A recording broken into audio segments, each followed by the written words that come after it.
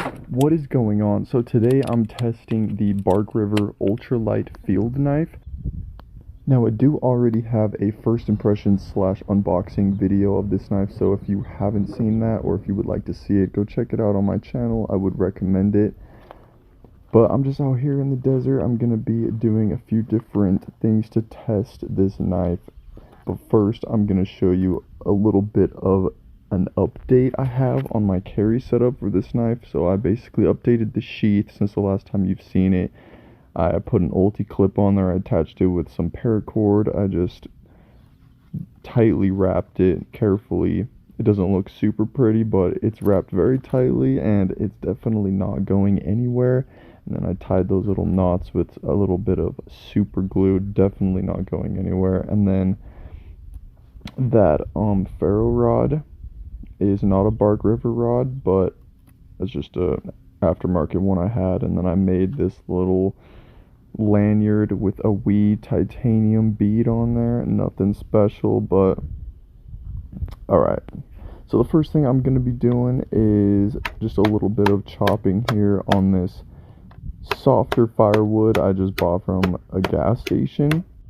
Now obviously this isn't going to be the most ideal fixed blade for chopping in general, just due to its size, but as you can see, you can actually chop with it if you adjust your grip and grab a little bit lower, as I will show you exactly how I grab it here in a little bit. And then here I'm just showing what the blade looks like after I tried that little bit of chopping, and as you can see, there's no damage, and I'm not surprised by that at all, but let's continue to test it and see what happens. And then here I'm doing some feather sticking, which this really surprised me. The convex grind on Bark River knives is definitely something special, and this is one of the reasons why. The feather sticking is just absolutely effortless. As you can see, I got a pretty good feather stick going there with it. And then next, I'm going to be testing the strength of the tip and the puncturing capabilities. As you can see, I just found this little twisted tea can here. It's not mine, I just found it in the desert, and I decided to send the tip through it a few times, and it did perfectly fine. So I sent it through the thicker part here, which it also went through just fine, and it actually did leave a little bit of a scratch on the blade from stabbing the can, but not a big deal. And then I decided to cut a few little bundles of this grass to further test the edge, and it cut through the grass very easily. And this definitely makes me think that this knife is just going to be extremely useful for just cutting through material like that, or like several different types of material. I can imagine it would be useful for cutting. I wanted to try doing a little bit more chopping with the knife, so I had seen this dry branch slash stick in the distance, so I went to go grab it, which is what I'm doing here. As you can see, it's a fairly decent little size to test the chopping capabilities. Now this branch is much more hard and dry than the last bit of wood I was chopping, and it did take a while. It took me a solid two or so minutes to chop through this.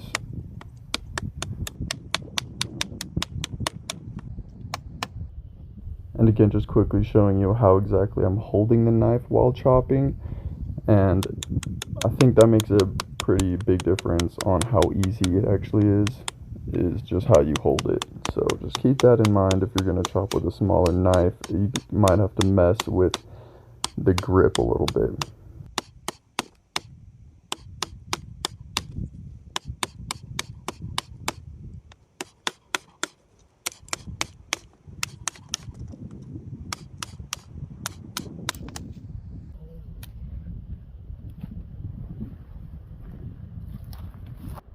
Once again, just showing the blade and what it looks like after the chopping. It did take a little bit more of a beating there, but I don't really think any of those are permanent marks, except for the one little scratch from the can. Here's something else that is 10 out of 10 going to be easier with a convex edge over a flat grind. I'm just cutting the knots out of this dry branch here, and it does pretty good. I am impressed with this, and I already know that trying this with a knife with a flat grind, it would be a bit more challenging for sure.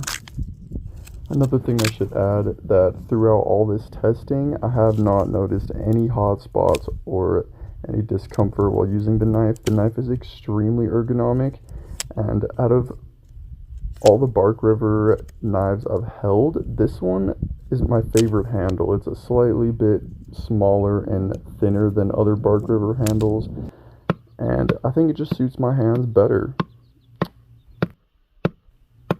And then, yes, of course, I had to try some batoning. A lot of people say that this is risky to do with your knife and you should use a hatchet, but in my personal opinion, I think Bark River's 3V steel is probably the strongest steel on the market. And I mean, I was a little worried to try this.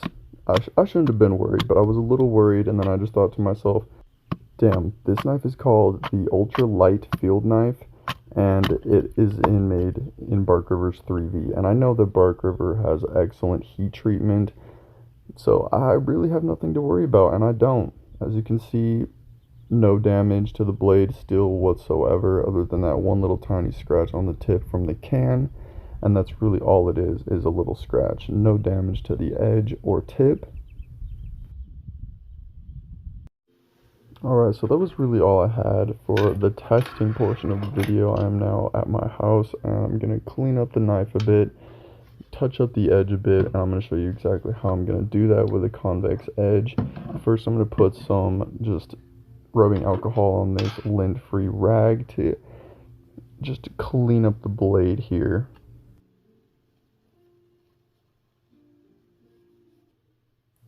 Blade is now all clean, and the only mark that remains from the whole bit of testing I did is, yes, that little bit scratch from the can, and that is the time I sent it through the thicker part of the can. But the tip itself is actually in perfect shape, no damage there. Now this knife still 100% has its factory edge, and we're just going to see how it does cutting paper. And this is some thicker paper, thicker printer paper, and as you can see, it does cut through it. And here is some thinner notebook paper, and it still cuts it fairly easily. It's got a little bit of friction, not the smoothest of paper cuts I've done. And then here I'm touching up the edge with the Work Sharp Field Sharpener, and with the convex edge, it's important that you use this specific technique just because of the profile of the blade is different than just your normal blade, and you kind of do have to rotate the blade as you slide it down the stone. I do plan on making a full tutorial on how to sharpen a convex edge, so make sure you hit the subscribe button so you don't miss that. So this is me cutting the notebook paper after I touched up the edge, which you can tell is considerably easier. And like I mentioned at the beginning of the video, I do have a unboxing / first impressions video of this knife. So yeah, go check out my channel if you would like to see that video. And then don't forget to hit the subscribe button so you don't miss my knife review content. I try and post a video on a weekly basis, sometimes more often. And peace.